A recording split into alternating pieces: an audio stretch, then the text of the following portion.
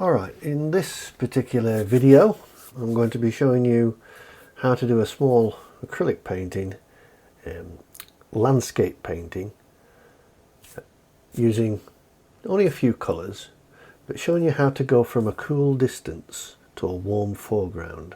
Now first of all, I've drawn the painting out onto the board loosely and then just knocking in a transparent orange underpaint coat. It's like a ground, just to warm it up a little bit so I'm not painting on white canvas. So this is going to make it a lot easier when you actually put your colours on. I'm using transparent orange because then you can see the drawing still underneath. It's very basic drawing, nothing special, no detail. And now once that's dry, I'm going to just pop in some basic sky shapes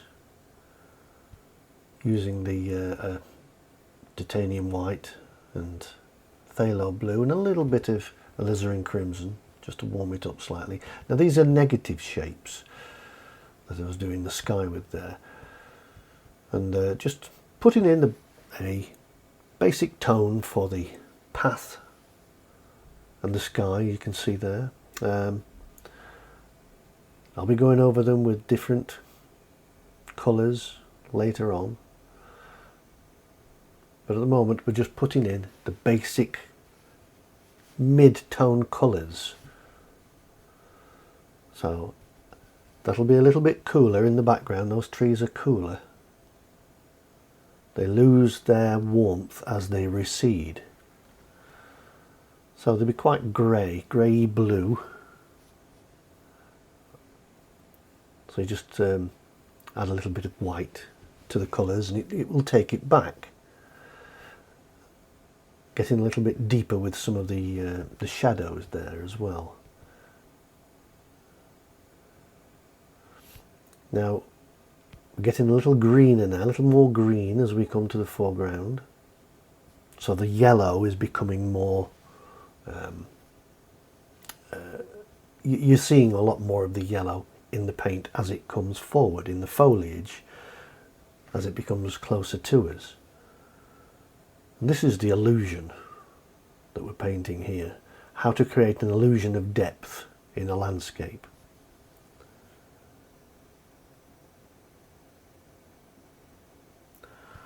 So I'm putting some darks in just to establish where those darks are going to be. As I say, this is very loose and it will probably change and alter as I go through this painting. This is roughly where I think the foliage might be. Again, that can change. Acrylics are wonderful for changing your mind. They dry very quickly, so you can easily overpaint areas that you're not happy with.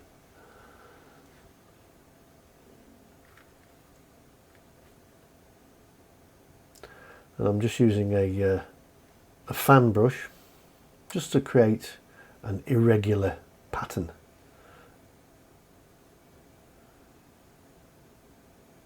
Fan brushes are great because they create abstract and impressionistic brush strokes. And you can do an awful lot of things with them. Like that, grasses and bushes for instance, just by twisting and turning the brush.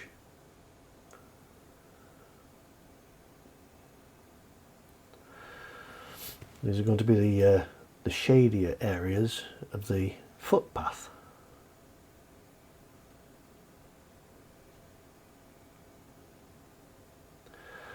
Put in some brown areas, burnt sienna-ish, so I know where the tree trunks are going to be. They will change again as we go through the relevant layers.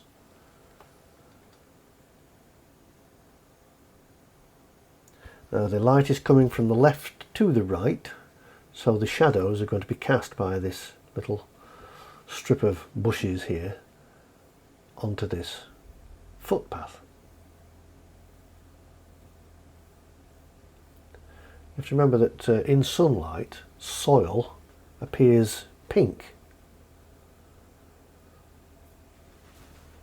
which is a mistake a lot of people make when they paint soil in the sun. They think it's brown, and just by adding white to it they want to lighten it, and that will not work.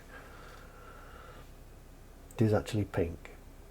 But again, you see I'm putting a little bit more yellow into this grass here as we come forward. And the yellow will warm it up sufficiently so as to appear in the foreground or closer to us. As things recede in the distance, the colours, the warmth of the colours will recede also. So you add a little bit of white to them in the distance and a little bit of blue just to take them back.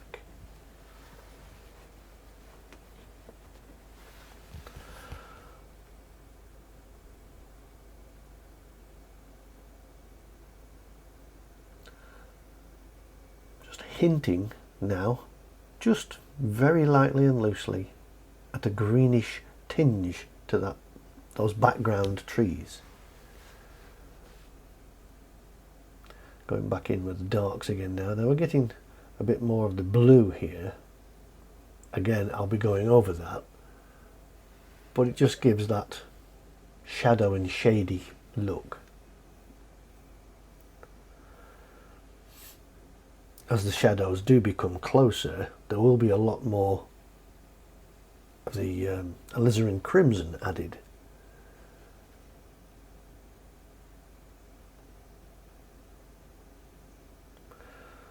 And that's the vital thing to remember when doing this is warms in the foreground, cools in the background. And that's how you create depth in a landscape. If you were going abstract, you could do all sorts of things. You could do the opposite and see what the effect would be. Experiment, play around, see what happens. That's the wonderful thing about painting. And it is an experiment at the end of the day. So that's how you learn, is by experimenting. I'm just putting some little scratches in now with the other end of the paintbrush, which I carve into a point with a knife. It's a useful tool.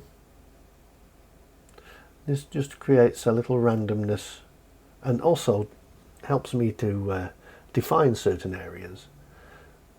Remember, this is just like a coloured underpainting. It's not going to be the finished painting. I'll be painting over these scratches, but certain areas of them will still show through to create that little bit of interest in the background.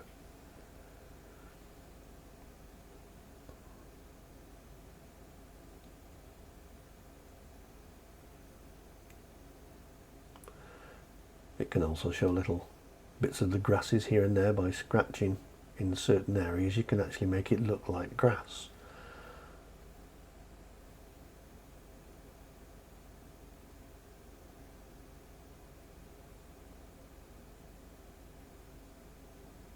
And it's a particularly nice way of actually blending paint together. It doesn't produce a smooth blend. It's quite rough. I quite like it in certain areas.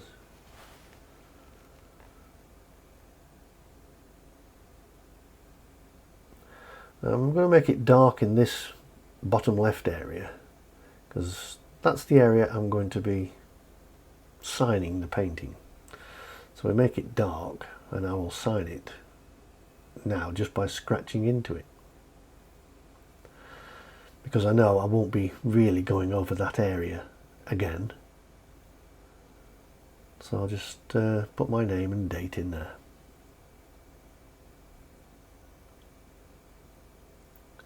Now that stage is now finished. We'll let that dry, and once it's dry, I will then give it a coat of retarder and flow formula. 60% retarder, 40% flow formula. And this is a great little mixture, and it enables the paint to then stay wet for quite some time, anywhere between 10 minutes to 30 minutes it can stay wet, and you can always re-establish that wetness by giving it a light mist if it starts to dry. So a liberal coating of that, and then we can start to go in this time with a broader brush with some thicker paint now. So I'm just putting broad shapes in. I'm not trying to do detail in this painting. It's not about detail. This is about showing depth. So again, white to those distant colours with a little hint of the blue in the green and yellow, just to take it back into the background.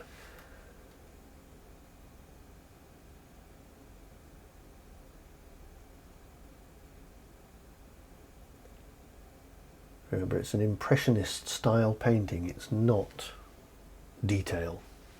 That's not what we're interested in this particular painting. A little bit more of the yellow as we come forward into this bush. And don't be afraid to make big, bold strokes. Be confident with your brush stroke. A little bit lighter there to show there's a little field I'm going to put in there. So we have a little bit of light showing through here and there in the darker areas. That little dot just helps to break it up. Again, we're getting a little warmer. That more yellow is applied, and we can even start to bring in a little hint of orange into the foreground grasses and tones.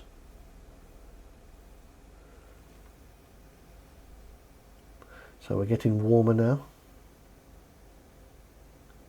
Can you see the difference of that warmth compared to the background coolness? It is quite subtle.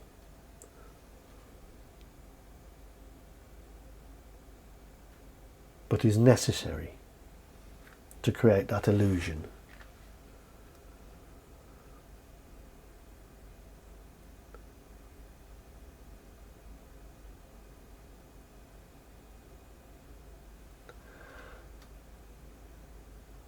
So all these little marks you're going over will be covering up all those scratches that I put in earlier, but they will still show through here and there. I'm going to put some lighter areas here now where the sunlight is bouncing along this path through the shadows. Now I've added a little bit too much white here, but don't worry, I can go over that.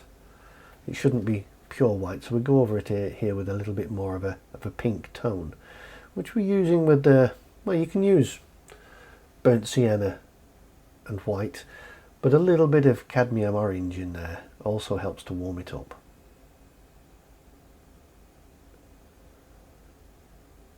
So it produces a more subtle effect rather than just white, which is a bit too stark. Okay, I'm going to re-establish some of these darker areas now. And these dark areas will also bring the foreground closer.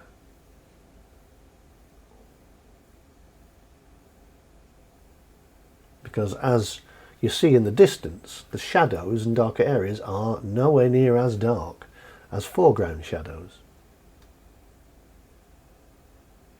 Again, to create the illusion of depth.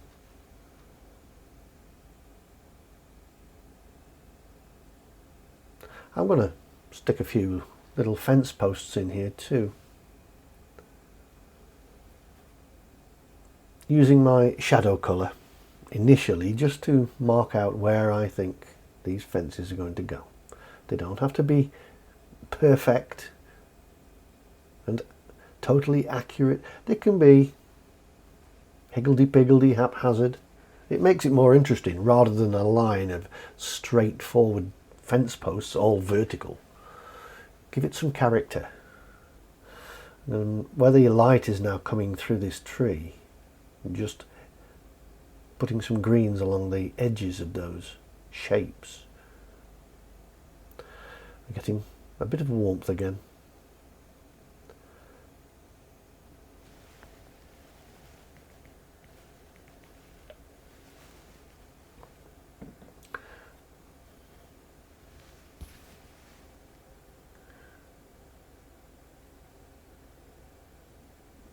So just here and there, little dab here, little dab there, will create that illusion of foliage.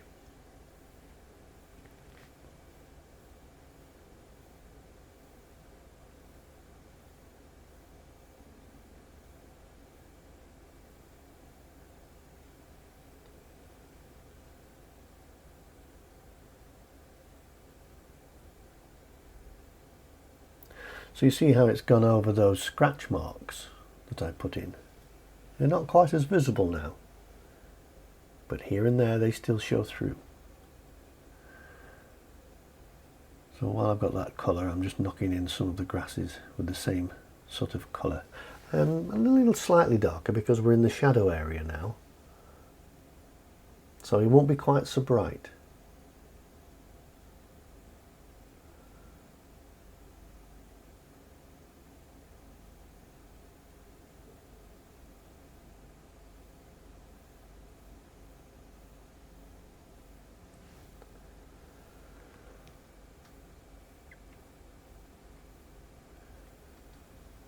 Just define this tree a little bit more now, and with a little bit of the darker edge, so I know where the tree is.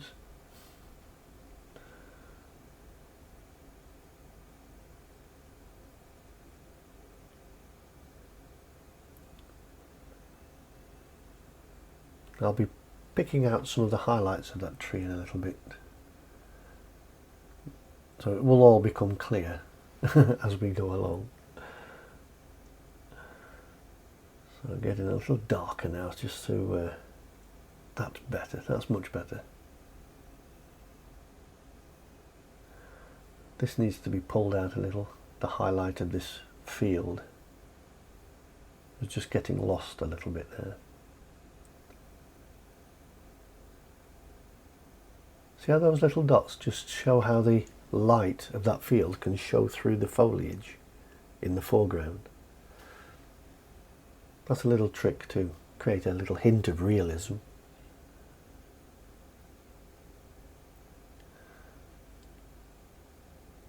Again, that's too white, so I need to alter the tone of that. A bit more pink.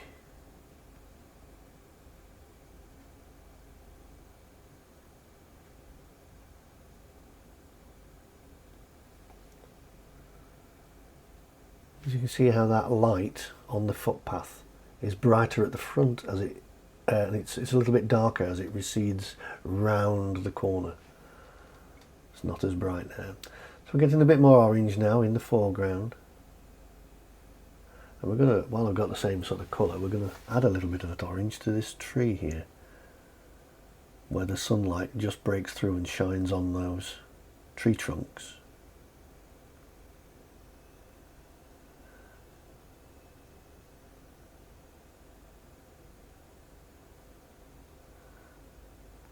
And the light is broken up by the foliage, of course, of the trees, so the light won't be going all the way down the tree. It'll be a bit of hit and miss as it filters through the leaves.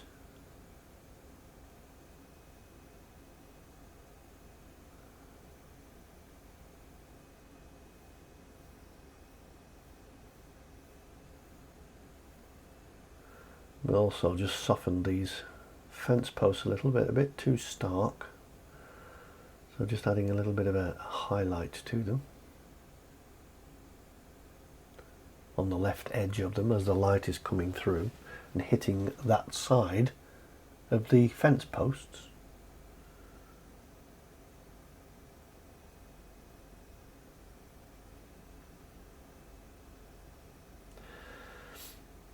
Let's get those darks in there again, a bit of the blues.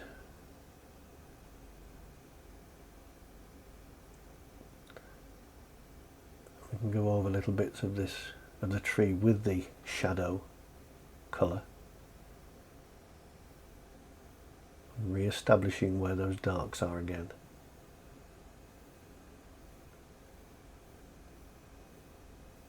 I'm not quite happy with those foliage, so you just keep going until you're happy with it.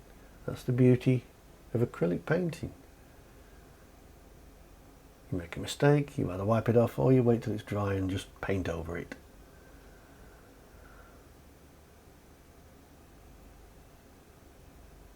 Just get a bit brighter still in this foreground. More yellow, more brighter.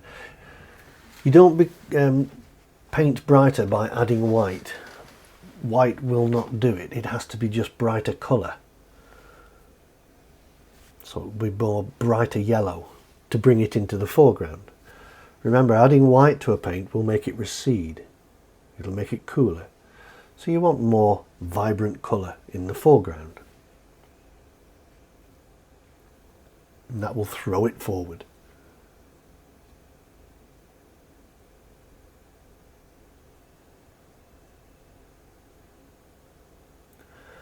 A few little dabs here and there of colour. We might just add a few tones into these shadow areas. There's slightly cooler greens. There's a little bit of white added to that just to create, there's a coolness in the shadows. The highlighted areas in shadows are generally a little cooler.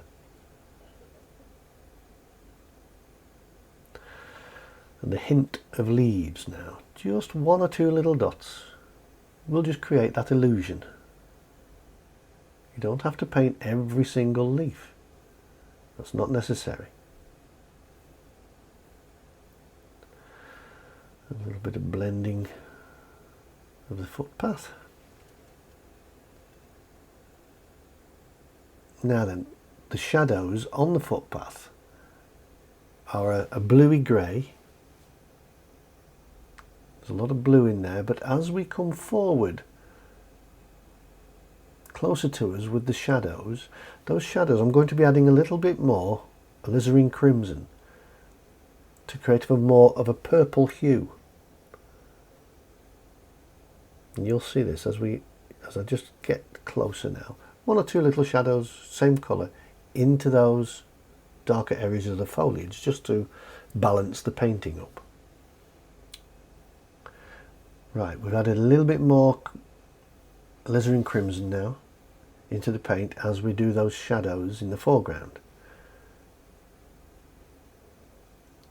You see how much warmer that tone is compared to the further distant shadows on the footpath, which are cooler.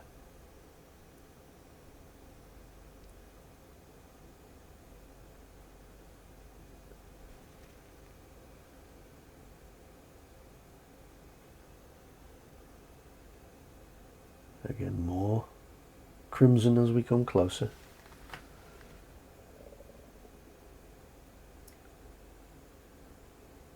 I just established the highlight of those of the sky in the background. It was a little bit dull, so we're just brightening it up just a touch.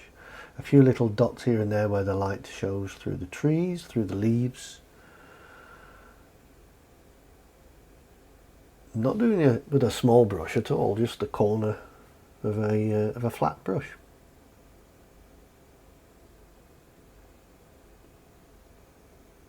So I can't really stress this enough. So you've got to get this into your mind that distance is cool. Proximity, the closer you are to something, the warmer something becomes. So in the distance you add more white and blue, and in the foreground you have less white and more colour, more warmth, brighter colours. And that is how we create the illusion of depth and distance.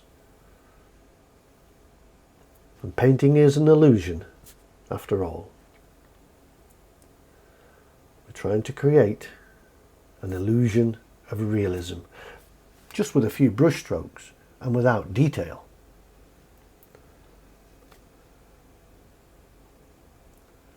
So basically I'm just going over it, just fiddling with the thing now, just one or two little areas and marks. It's knowing when to stop, of course, and I'm just about there now. But experiment with this, have a go yourself, and I'd love to hear any comments or questions you have. If I can help you with anything, I will do my best to do so.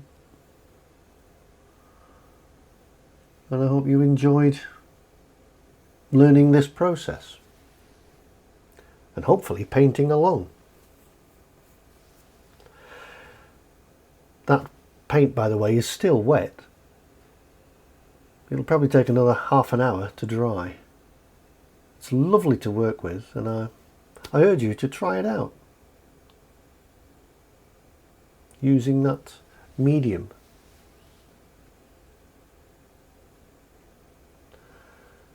So there we go.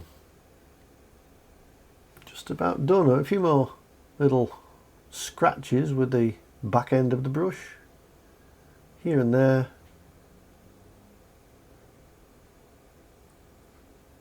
Just to create that little bit of interest.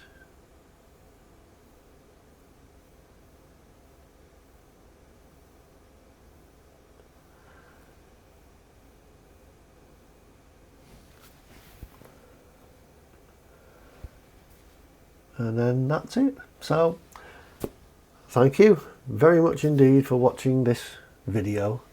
I hope you may have learned something, and I look forward to seeing you on the next painting video.